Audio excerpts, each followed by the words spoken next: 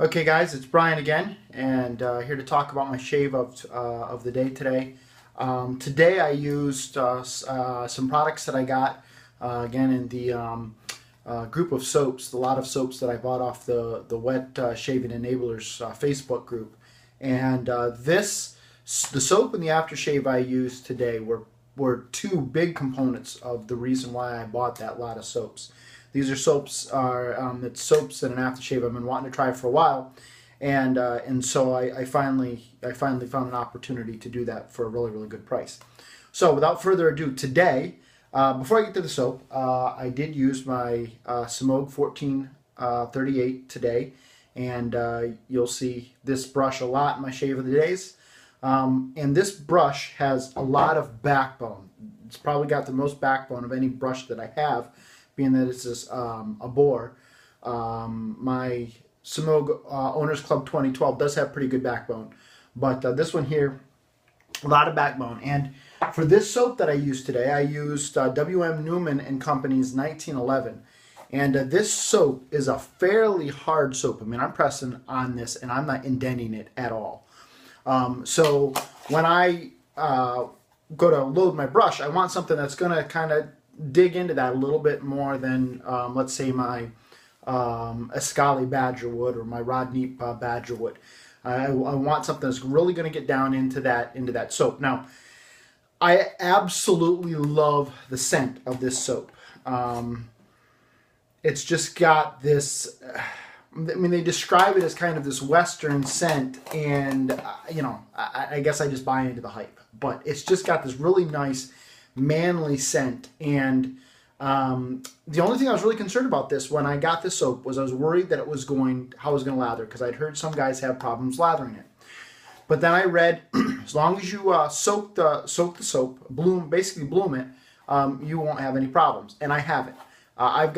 It's loaded very easily. It's lathered very easily. The performance on this has been great. And I absolutely love the scent. The scent on this is just absolutely stellar. And I'm so glad to have this in my den. This is not a cheap soap. I believe it retails for about 28 bucks. So it's going to be up there, but it is an 8-ounce container. So not exactly the cheapest soap out there, but man, great performance. I think it's a glycerin-based soap. I think it's actually a melt and pour, but great performance, great glide. I mean, I'm just very happy with it. Very happy with the soap.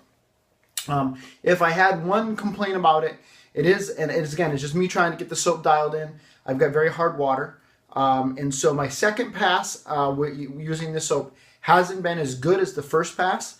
But it's just a matter of me getting it dialed in, and I'm sure I will. And again, very happy to have this soap in my den. Now, usually I would talk about my razor next, but I'm going to skip over that, and I'll come back to it in a minute because I want to tell you about the aftershave that I used. Now, I used the Tombstone, the How to Grow a Mustache, or formerly How to Grow a Mustache. Now it's Phoenix Artisan Accoutrements Tombstone aftershave. I have wanted to try this aftershave ever since Ryan Stephen Green and Douglas Smythe talked about it on one of their episodes when they went to Tombstone, Arizona. And Ryan Stephen Green was talking about how this just smells like you were smacked across the face with every spaghetti western that's ever been made. Absolutely best description anyone could ever give this. I absolutely love it. Now my wife, I gotta admit, she's not very crazy about this aftershave, but I love it, and it pairs, in my opinion, it pairs very well with this WM Neumann's 1911. I asked Douglas whether or not he was going to make a soap, and he said it just doesn't lend itself well to a soap. The scent doesn't, so never going to get a soap, Tombstone soap. And so, what else can you do but pair it with something that goes well with it? And in my opinion, these two go great together. Now, the problem with putting these two together is that you've got a testosterone overload here. You've got, Western, and this is kind of like, to me, I just get done with a shave, and it's like Clint Eastwood would say to me, go ahead, make my day, and I take him up on the offer. I believe that Chuck Norris used this once, and he decided he just wasn't man enough to handle it. It's great. So I had to after using this today, I had to dial down the testosterone just a little bit because being in Christmas, I don't want to spend Christmas in jail.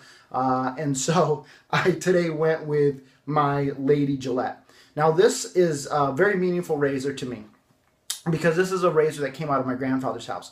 Now, honestly, my grandfather, when I found it there, he didn't even remember that he had it. So I don't know if my grandfather ever used it. I honestly don't know if this was my grandmother's or if this was maybe one of my aunts from back in the day. I don't know. But I absolutely love this razor. It's not super aggressive. It's a very comfortable shaver. It's got that nice long handle on it. And it's just absolutely a great shaver. I absolutely love it. And then, of course, the sentimental meaning, you know, the fact that it was one of my families. I'm not exactly sure, but it came from my grandfather's house. Again, just means a lot to me, and I'm so happy to own it. And so again, I went with the Lady Gillette just to dial back the testosterone a little bit, just to keep me out of jail. And I actually loaded it today with an Astra Superior Stainless. This is the first time I'm actually using this blade. I did use for the long time the Astras that come in the green. I believe they're the Platinums, and I think they're a little bit different. I was very happy with this blade, very comfortable shave. In fact, on the first two strokes that I used with this, I actually stopped and I looked to see if I had a blade in the razor. That's how comfortable it was. So very good combination, very happy. Awesome shave today. I feel very, very manly, ready to go out and take on the world, and hopefully I will not be spending Christmas in jail. So this is Brian, and reporting live from my shave den, and saying everybody have a great day.